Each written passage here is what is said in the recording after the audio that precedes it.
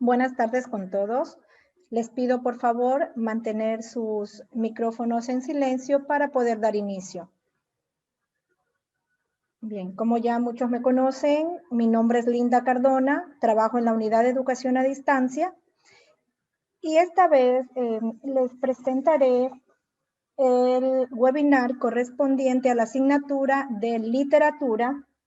Este es el grupo número 1 con el tema Literatura y Cultura.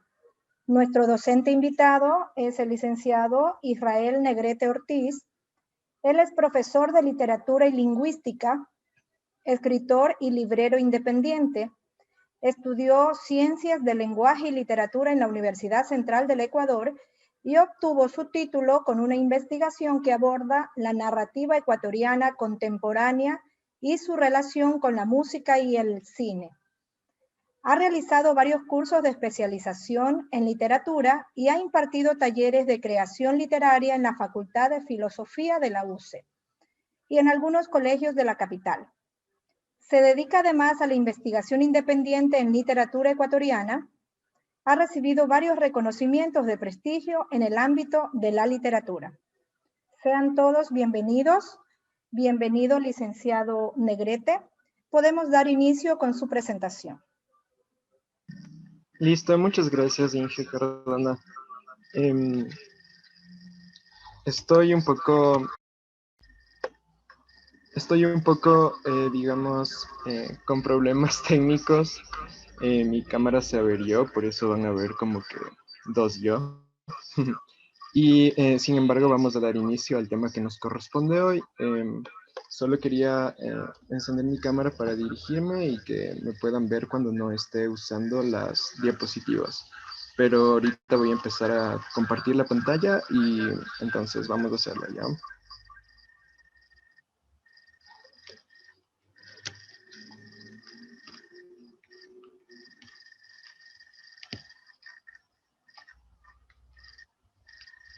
Listo. Como había mencionado, vamos a comenzar con el tema y lo que nos corresponde hoy es revisar la literatura y su relación con la cultura. Vamos a comenzar pensando un antecedente que es re importante para, digamos, entender, ¿no es cierto?, la literatura. Quienes estuvieron aquí en la anterior sesión van a ver que todo lo que voy a hablar hoy tiene que ver también con lo que ya habíamos hablado sobre el lenguaje y sus funciones, dado que el lenguaje es la herramienta, ¿no es cierto?, para trabajar la literatura propiamente dicha. Entonces, el antecedente del que les quiero hablar es la literatura oral. No podemos concebir una literatura sin el habla, ¿no es cierto?, sin la comunicación entre seres humanos. Ustedes saben, la anterior sesión les había hecho pensar un poco en que se imaginen cómo habrán sido los primeros humanos, ¿no es cierto?, al intentar comunicarse. Entonces, la literatura oral, como más o menos lo pueden deducir, tiene que ver con eso, ¿no es cierto?, con la transmisión oral de conocimientos o historias. Y esa es la roca fundadora, digamos, de todo el edificio que concierne al lenguaje y a la literatura. Como sabrán, la escritura apareció, digamos, tardíamente en nuestra evolución, pero fue en Mesopotamia en el 3500 antes de Cristo. Hay que pensar un poco en este antecedente o en este hecho histórico, ¿no es cierto?, como también un gran angular de la literatura, porque la escritura permitió que nosotros plasmemos lo que antes solo transmitíamos oralmente.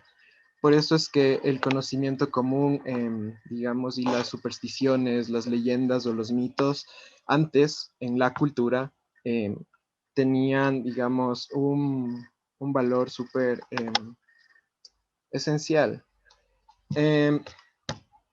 Ahora hay que pensar otro precedente que es muy importante, que es la imprenta, ¿no es cierto? O sea, una cuestión es que hayamos, digamos, em, desarrollado la escritura, pero esta no se podía transmitir a todos en general, sino que era propiamente de la cultura de la élite, ¿no es cierto? Como que se apoderaron de esta habilidad, no dejaban, ya saben, que las minorías y especialmente las clases bajas accedan a la educación. Entonces el conocimiento se quedaba como encerrado en una caja fuerte. Pero Gutenberg en 1440 inventa la imprenta, ¿no es cierto? Y este es como un motor para que la literatura se desarrolle, pues íbamos a tener acceso tanto a leer como a escribir, porque estas dos acciones van de la mano, ¿no es cierto? Entonces, eh, quien lee hace también literatura y viceversa, es como una constante. Entonces, hay que recordar como esta serie de precedentes para hablar propiamente de la literatura y su relación con la cultura. La cultura no es posible sin una literatura. He puesto yo ahí, entre comillas y en cursiva, una, porque digamos que la literatura es un término en realidad, un concepto bastante ambiguo que todavía se lo quiere definir. En el futuro se lo va a seguir estudiando y no se le va a dar una definición exacta.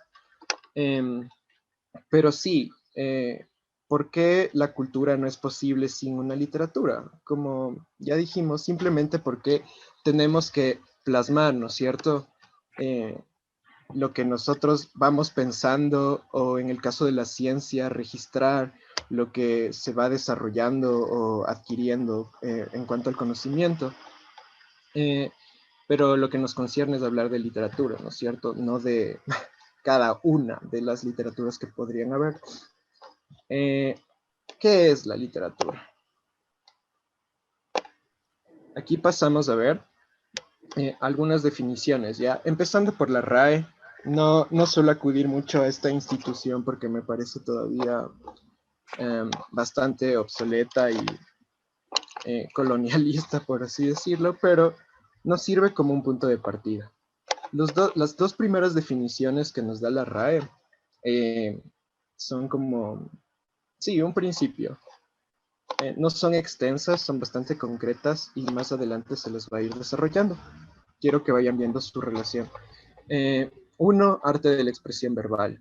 Dos, conjunto de las producciones literarias de una nación, de una época eh, o de un género, ¿no es cierto? Eh, Bien, como dije, estas dos definiciones son muy concretas, pero si ustedes se dan el tiempito de entrelazarlas, van a llegar como que a una definición común de conocimiento general y que sirve, ¿no es cierto?, como para tener presente qué es la literatura.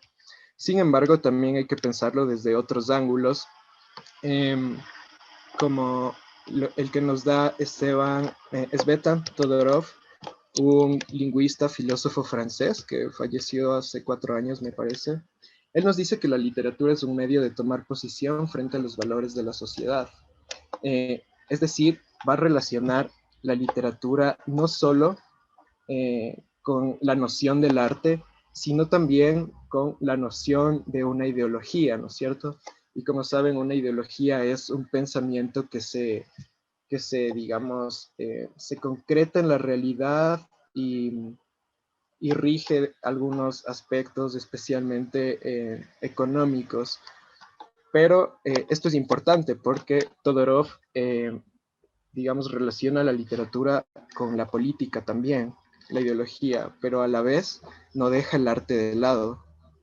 Eh, María Moliner, que es una filósofa española, dice que la literatura es el arte que emplea la palabra como medio de expresión, la palabra hablada o escrita. Esta es una definición más amplia, ¿no es cierto? Porque termina hablando, incluyendo la parte hablada incluso. Eh, Ahora, revisemos dos dos, digamos, definiciones más de literatura que a mí me interesan muchísimo, y ya van a ver por qué. Joaquín Girau, también un filósofo español que, digamos, en una parte de su vida se radicó en México, dice que la literatura, como el arte, es una de las formas más altas de conciencia. Es una forma de conocimiento y de autorreconocimiento. Lo que me gusta de este lingüista es que incluye esta noción de la conciencia, ¿no es cierto? Como una forma de conocimiento y autorreconocimiento. ¿Y por qué esta definición es una de las que más me interesan? Es porque es, digamos, la que está más cerca del otro concepto que nos toca revisar, ¿no es cierto? La cultura. Porque una cultura, o al menos una cultura deseable, buena, se desarrolla cuando, digamos, las personas que están dialogando constantemente dentro de cierta cultura, eh, son conscientes, o sea, es más fácil llegar a acuerdos, más fácil relacionarse psicológicamente o afectivamente incluso. Y por último, Juan Villoro es un teórico, escritor mexicano. Me refiero a que aparte de estudiar la lingüística también escribe ficción, ¿no es cierto? Eh, Dice que la literatura es el espejo crítico de la sociedad. O sea, dense cuenta de que aquí, como un escritor tiene que ser, hace una metáfora, ¿no es cierto? La literatura es el espejo crítico de la sociedad. Entonces, sí, si van viendo cómo nos habíamos planteado desde el inicio la cuestión de la RAE, más o menos, digamos que se le van acercando, ¿no es cierto? Están pululando ahí las otras definiciones. Pero ahora vamos a hablar un poquito más de la cultura, porque como, digamos, es una relación, yo le puse armónicamente inherente, ¿no es cierto? Eh, son, literatura y cultura son armónicamente inherentes. La una no puede existir sin la otra porque, como les dije, hay una constante. Y aquí es bacán eh, revisar lo que dice T.S. Eliot, es un poeta británico de comienzos del siglo XX, y él dice, para la transmisión y preservación de una cultura, no hay mejor protección que la lengua, y para que sobreviva con ese fin, debe seguir siendo una lengua literaria. Este dictamen, la última parte, ¿no es cierto?, que nos dice debe seguir siendo una lengua literaria para que sobreviva. O sea, y como les digo, como hay una relación constante de cultura y literatura, simplemente hacia el futuro esta relación va a a subsistir. Y tiene que seguir siendo una lengua literaria, porque la literatura, como vieron antes, abre o despeja cuestiones para nuestra conciencia y por ende para, como tenemos un lenguaje, somos capaces de hablar, ¿no es cierto? Nos vamos a comunicar y vamos a seguir haciendo cultura. Y es importante entender que, bueno, hay una problemática cuando hablamos de qué es literatura, qué no es literatura. Para muchos, la gran literatura pueden ser solo, digamos, los clásicos, despreciar los bestsellers. Para otros puede estar bien, puede que todo sea literatura. Eh, pero esas ya son como cuestiones un poquito más también de los problemas de la estética, ¿no es cierto? Como una rama de la filosofía y así, pero lo que tenemos que quedarnos es que esta idea, la cultura, se va a seguir transmitiendo a través del lenguaje y el lenguaje lo que hace es literatura, a fin de cuentas, ¿no es cierto? Eh, ¿Tienen quizá alguna pregunta hasta ahí?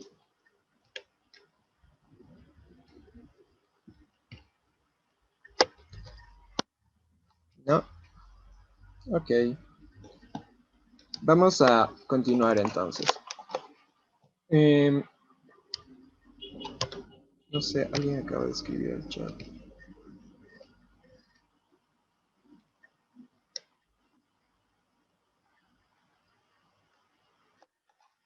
Ok, perdón, estoy un poco, tengo un chance de problemas ahorita con mi compuesta media lentita, pero dice, me gusta la de Julio Cortázar que dice, literatura y vida es lo mismo. Sí, o sea, ajá, es eso a la final, ¿no es cierto? La literatura lo que hace es solo dibujar lo que vivimos. A veces la literatura supera la vida, yo creo, y a veces la vida, pero la mayoría del tiempo creo la vida supera la literatura. Pero sí, que Cortázar lo ponga como que son lo mismo a la final, como relacionarlo también con lo de Villoro y el espejo, ¿no es cierto? Es eso, lo mismo.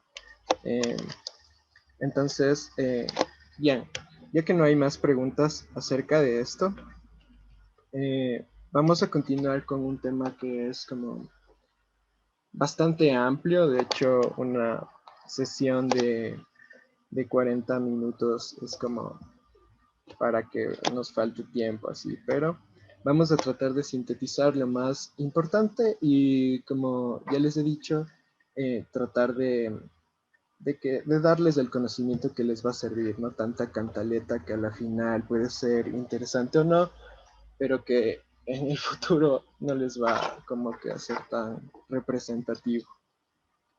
Entonces, eh, bien, tenemos los géneros literarios. ¿Alguien quizá tiene alguna idea de qué son?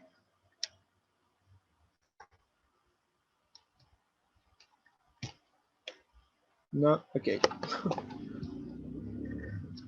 Ah, no, sí. Son categorías de obras literarias, o sea, de cómo podemos clasificar la literatura.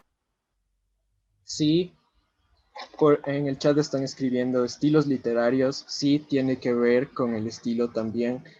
Esta que nos dice Verónica me gusta bastante, formas de expresar el lenguaje literario.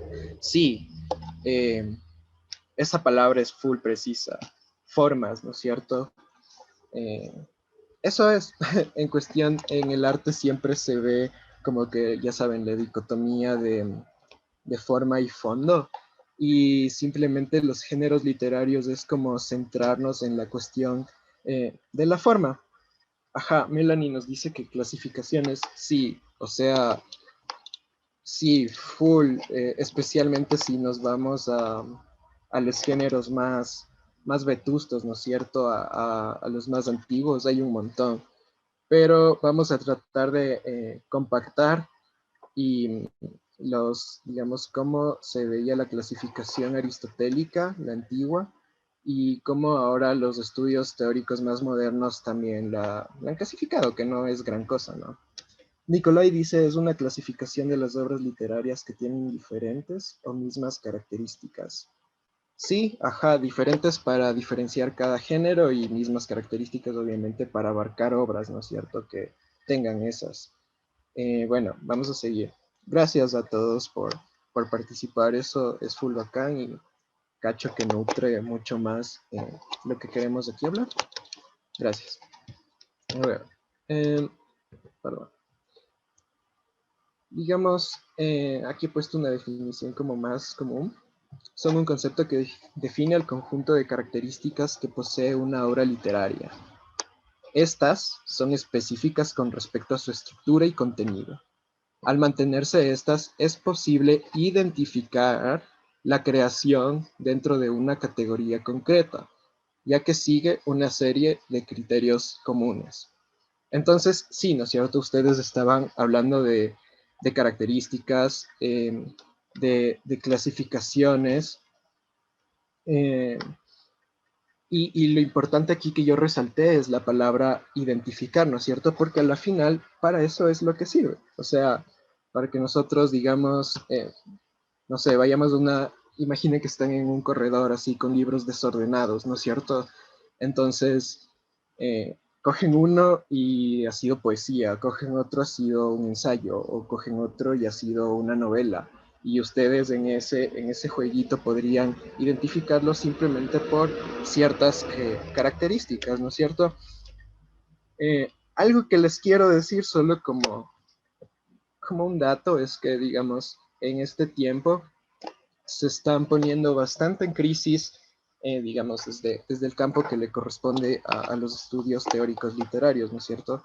Se está poniendo mucho en crisis esto de los géneros, porque en la contemporaneidad los escritores escriben de formas muy mixeadas, como ahí todas revueltas, a veces no se sabe si algo en realidad es una novela propiamente dicha, pero también es un ensayo, o una crónica, o un poema que parezca cuento, cosas así, o teatro, yo qué sé. Pero eso es solo como un dato, ¿no es cierto? Sin embargo, claro, este estudio que estamos haciendo es para, digamos, nosotros identificar caracterizaciones que son como generales y que aún siguen como presentes y funcionando, ¿no es cierto? Bien, no hay que confundir géneros literarios con escuelas literarias. ¿Alguien cacha la diferencia? Igual anoten en el chat si no quieren hablar o lo que sea, está bien. Profe, justo eso le quería preguntar. Ajá. Entonces, déjame ver solo si alguien se lanza a darnos una idea y, y te respondo o respondo esta parte. Verónica dice que no, que parecen lo mismo.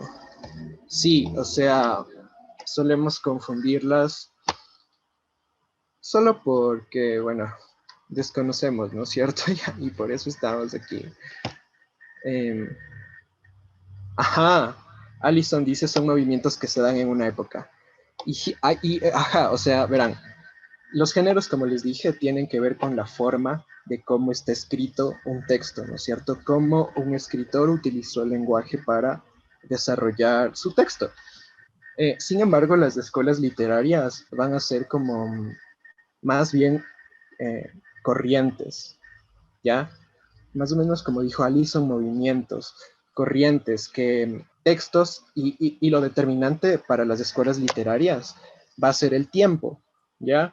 Porque van a estar, digamos, los movimientos, corrientes o escuelas literarias van a estar en una parte de nuestra línea del tiempo, ¿no es cierto? Entonces nos vamos a acordar del clasicismo, yo qué sé, del medioevo, del romanticismo, luego el realismo, ¿no es cierto? El vanguardismo, yo qué sé. Y bueno, y luego la literatura más contemporánea, más actual, pero más o menos en esa serie van, ¿no es cierto? Escuelas literarias, pero ese es un tema que hoy no tengo que expandirlo tanto en el futuro. Pero esa es básicamente la diferencia, ¿no es cierto? ¿Está claro eso?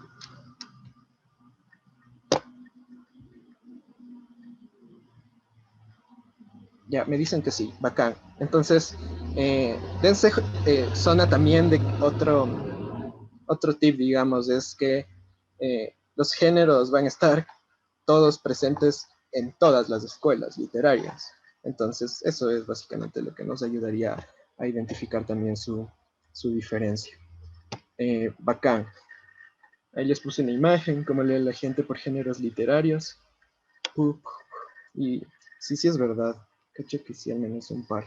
En fin, sigamos. Boom. Bien. Aquí les tengo la clasificación aristotélica arriba y aparte la clasificación entre comillas moderna, ¿no es cierto? Porque nosotros ya no usamos, al menos nuestras generaciones ya no usan, no sé, oye, me leí una obra de género épico para nomás de decir, oye, me leí, no sé, una novela o algo así. Pero Aristóteles propuso los tres que están en gris, el épico, el lírico y el dramático. No me acuerdo ahorita el apellido del teórico que propuso el género didáctico. Se me va, creo que Secaira, ¿no? Bueno, no importa. La cosa es que aparece el género didáctico a mediados como del siglo XX. Y básicamente es esto, o sea, el género épico es lo que hoy conocemos como narrativa, y dentro de la narrativa van a estar las novelas o los cuentos, digamos. El género lírico, ya saben, viene de esta idea de la lira en los griegos para cantar, ¿no es cierto? La palabra cantada es lo que comúnmente se lo conoce solo como poesía. El género dramático derivó en lo que nosotros solo decimos, ve ese libro de teatro o vamos a una obra de teatro, ¿no es cierto? Ahí ya les voy a dar un tip también para diferenciarlo. Y el didáctico, finalmente, ya en este siglo, básicamente sueles conocerlo como las formas de ensayo, también la no ficción. Y ahora vamos a ir revisando, digamos, un poco las características más importantes de cada uno. Pero esto sí me gustaría que lo tengan presente. Si algún rato dan un examen o una cuestión así, si les cambian, digamos, el término, ya cachan ahí ustedes. Bien. Perdón, alguien tiene su micrófono prendido y está como con un ruido. Ayuda. Bueno, según Aristóteles, el género épico es la palabra narrada, ¿no es cierto? Narrar no es más que contar una historia con cierta secuencia o cierta estructura. En su origen fue un género literario en el que el autor presentaba hechos legendarios, generalmente haciéndolos pasar por verdaderos o basados en la verdad. Esto de los hechos legendarios tiene una figura importante, que es el héroe, ¿no es cierto? Antes el protagonista siempre iba a ser un héroe, y por eso piensen, no sé, la narrativa solo de God of War. Eh, Kratos es un personaje, es un héroe que va haciendo hazañas, y básicamente más esto se ve en la literatura clásica y antigua, ¿no es cierto? Los cantares de épicos y esas notas que narraban como las aventuras de un héroe. Su forma de expresión habitual es la narración, aunque pueden entremezclarse también la descripción y el diálogo. Esto, un poco del diálogo, va siendo más moderno, ¿no? Al principio, literalmente era pura narración, sin intervención de personajes, ¿no es cierto? Para que no exista diálogo. La narración consiste en contar una secuencia de acciones realizadas por unos personajes en un espacio y un intervalo de tiempo determinados. Tanto las acciones como los personajes y el lugar pueden ser reales o imaginarios. O sea, la delgada línea, ¿no es cierto?, entre la literatura y la vida, como mencionaron lo de Cortázar. Es importante que sepamos que los dos géneros más importantes de nuestra actualidad del género narrativo son la novela y el cuento. Eso. Ahora, pasando aquí, miren, tengo unos ejemplos de no sé, obras del género narrativo más. No me gusta decir épico, es como que estuviera en desuso, pero para poner la respuesta correcta sirve. Ahí pueden ver, ¿no es cierto?, la Ilíada y la Odisea, escrita por Homero. Se cree que Homero también, o sea, es eso, inventó full partes otras basadas en las guerras, ¿no es cierto?, que tenían los griegos y los troyanos, por ejemplo. 100 años de soledad, que es como una novela súper cumbre de la literatura latinoamericana, que en cuanto a decir novela revolucionó muchas cosas. Este libro de aquí, de La Conjura de los Necios, es un cague, les recomiendo full. Y lo he puesto aquí porque plantea en cambio la figura del antihéroe, ya no es el mijo que va haciendo hazañas, sino que solo va valiendo en la vida, sí. Y por eso es como tiende a ser una comedia o algo así, la figura, cuando hay novelas con la figura del antihéroe.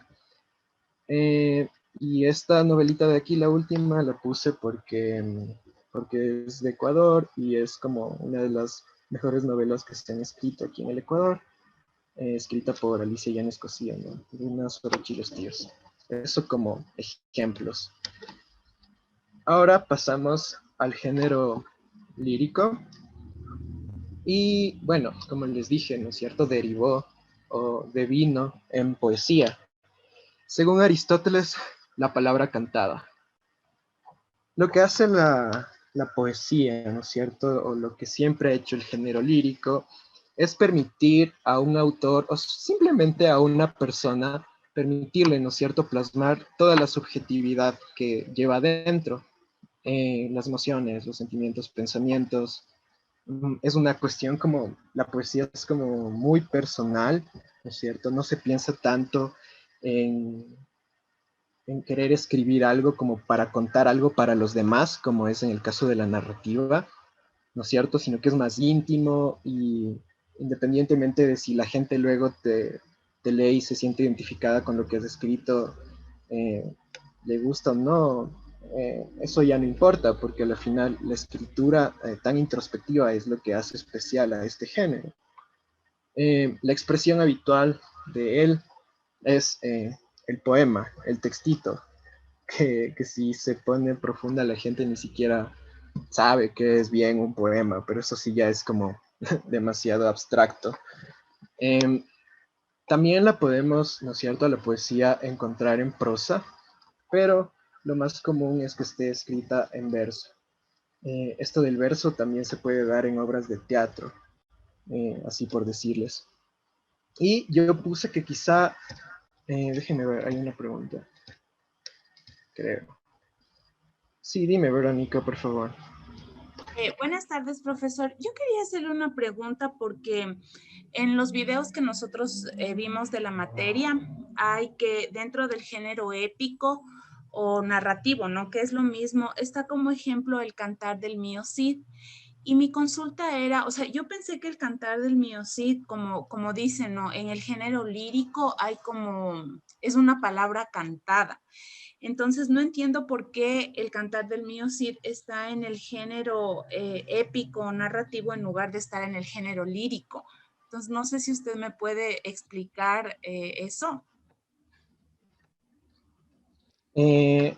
Sí, bueno, siempre hay que tener en cuenta que a lo largo de, digamos, de las escuelas literarias, ¿no es cierto?, de la historia, de la literatura, han habido escrituras que han sido como un poco excepcionales a su tiempo, o se adelantan, no, generalmente se adelantan o algo así. Entonces, piensa que si bien lo que dices, ¿no es cierto?, el cantar es un canto, está escrito de forma prosaica, y es porque puede haber ahí, ¿no es cierto?, esa excepción que te digo, y o sea, a la final lo que está narrando, ¿no es cierto?, el cantar del mío Cid, son guerras y conquistas y ese tipo de cosas, ¿no es cierto?, ese tipo de conflictos, las cruzadas y todo eso.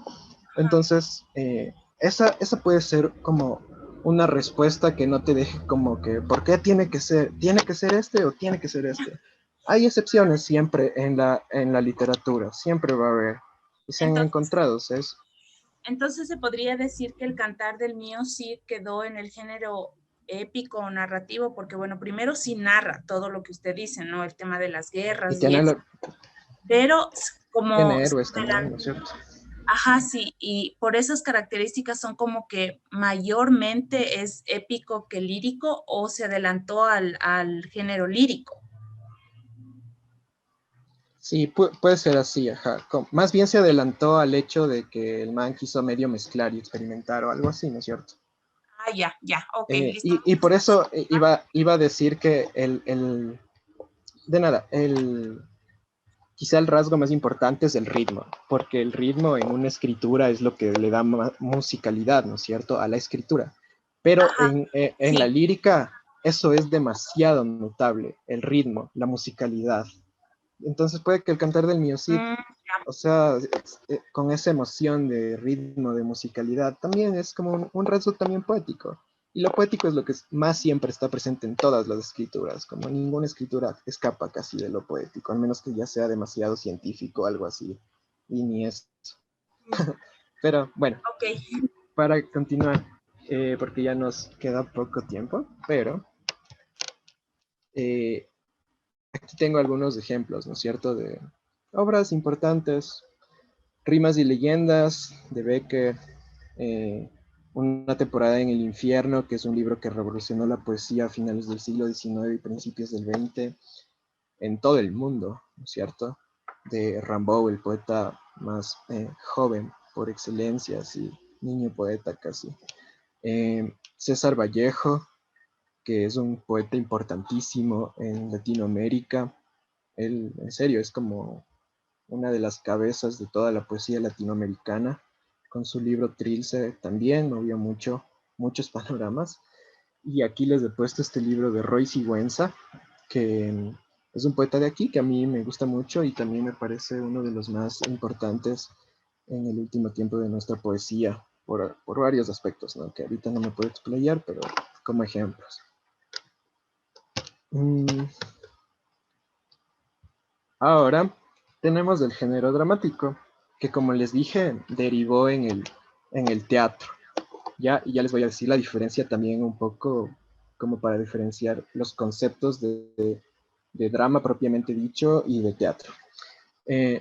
Según Aristóteles, la palabra representada ya no es la palabra narrada. Esto hay que tener claro porque hay gente que cree que en serio en el teatro sí se está narrando solo porque hay una historia. Y ya no es tanto la palabra cantada, porque eso ya no es lo más importante. Aquí lo más importante va a ser como que los diálogos y la presencia de personajes también. ¿No es cierto? El drama hace referencia a textos que han sido concebidos para ser representados. Ajá. O sea, aquí un autor no escribe una obra de teatro, o sea, al menos aspira que cuando le escribe su obra de teatro se pueda representar al menos por chamos de un colegio, ¿no es cierto? Esa es como la aspiración máxima de escribir drama o teatro. Y además desde el fin último, que lo que tú pusiste en el papel haya también en un escenario, ¿no es cierto? En ellos aparecen, ahí me jalé, perdón, el diálogo entre personajes que interactúan entre sí. Cuentan con una trama que es presentada y resulta por los personajes sin intervención del narrador en la historia.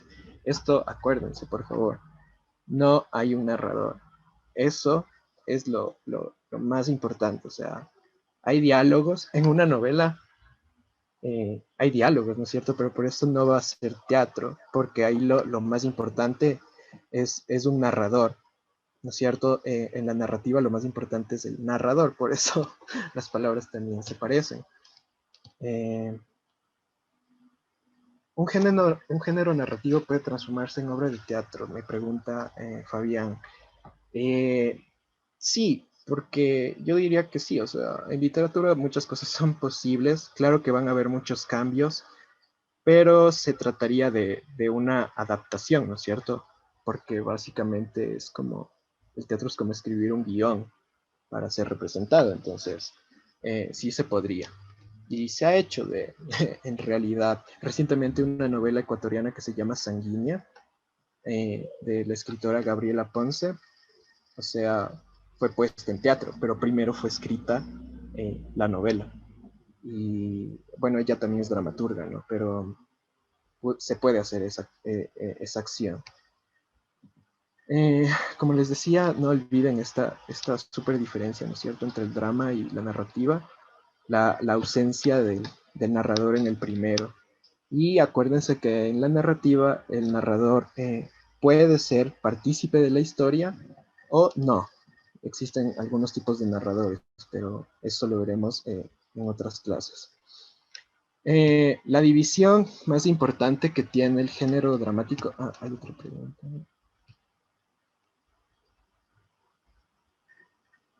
Cantar de Miocid también está representada en teatro.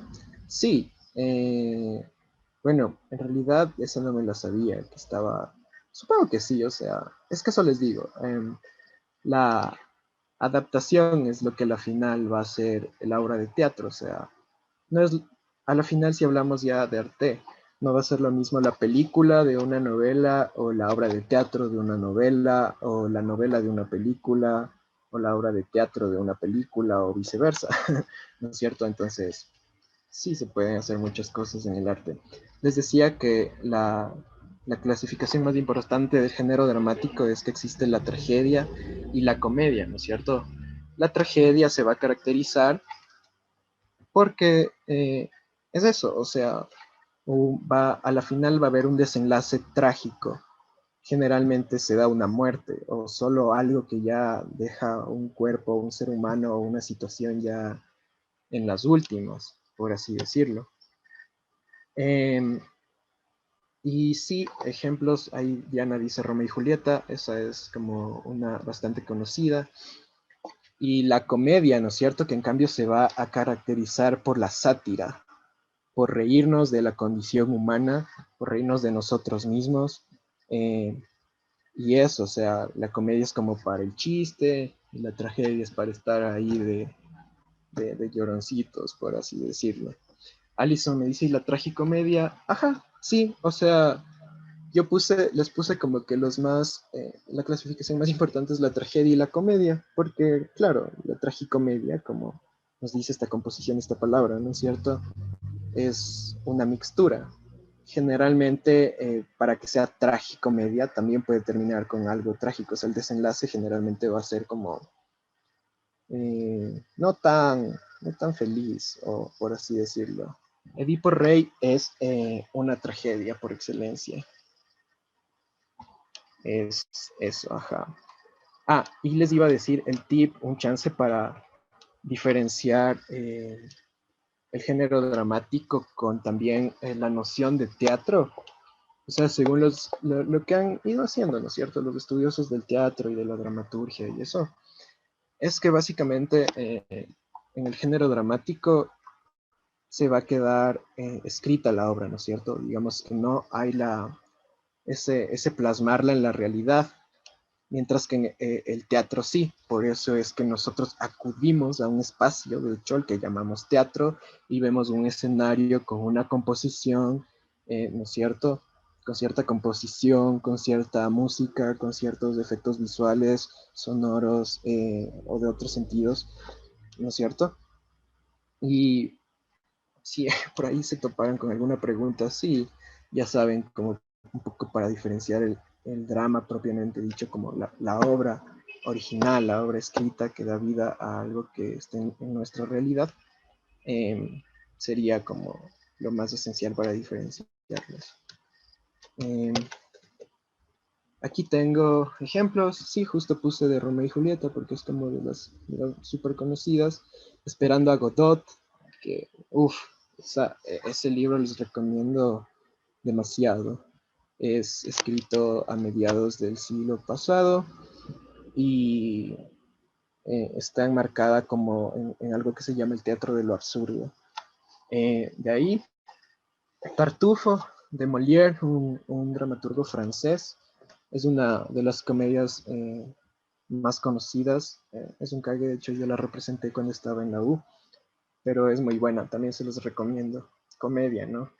Y acá he puesto, como en los anteriores ejemplos, un libro ecuatoriano, ¿no es cierto? De Fabián Patiño, escritor, dramaturgo de aquí, también hace cómics. Las mentiras de Aurora y otros textos que son tragicomedias, de hecho.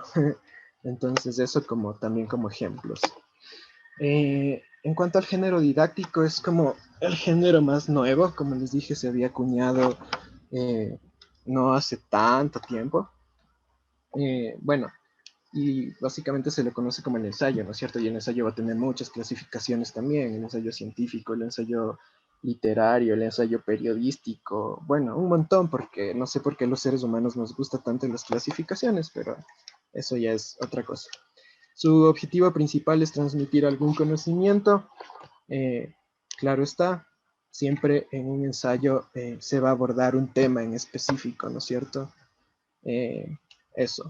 Este género no se centra en cómo se narra, sino en la enseñanza que implica lo narrado.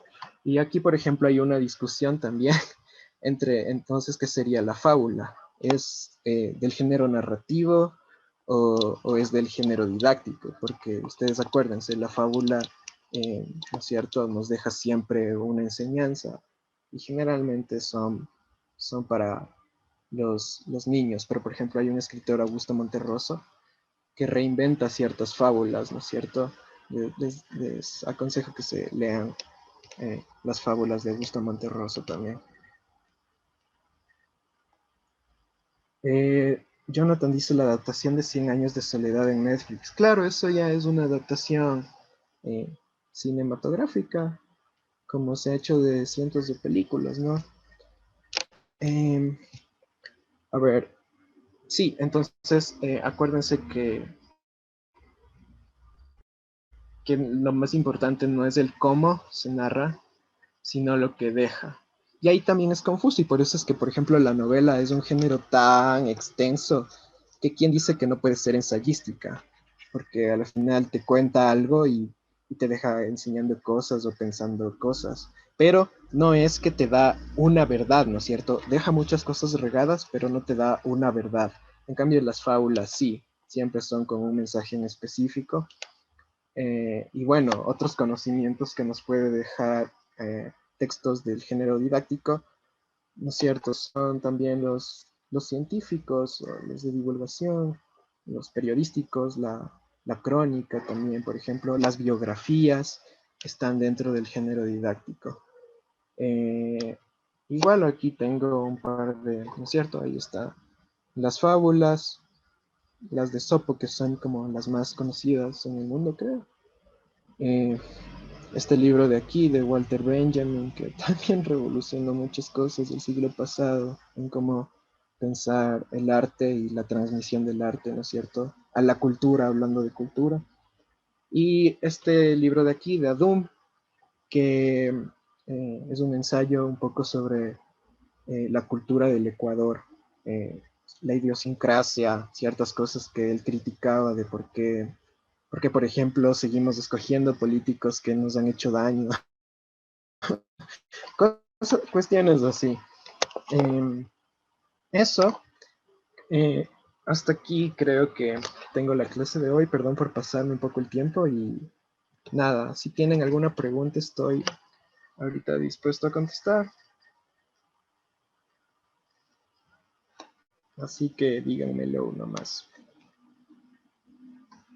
Y si no, daríamos por terminada esta sesión. Muchísimas Les gracias, agradezco licenciado. full. Gracias a ustedes. Aquí hay unas preguntas en el chat un ratito. A ver. En las figuras literarias, ¿cuál es la diferencia entre paralelismo y anáfora? Bueno, ahorita estamos un poquito pasados del tiempo. Las figuras literarias la vamos a abordar en una clase en el futuro para hablar de paralelismos y anáforas, que sí suele ser muy parecido, pero hay algunos tips para diferenciar las figuras literarias también, ¿no es cierto? Porque son muchas y por eso es que algunas se suelen confundir porque son parecidas, pero siempre hay como ángulos que las diferencian. Gracias por darse el tiempo de escuchar, espero que les sirva este pequeño conocimiento que podía impartir hoy. Y nuevamente gracias, Inge. Y ya nos Bueno, veremos en las próximas. Ajá, eso. muchísimas gracias, licenciado. Gracias a ustedes, señores estudiantes, por su participación. Nos veremos en el próximo webinar, ¿no? Que tengan una buena tarde. Muchas gracias.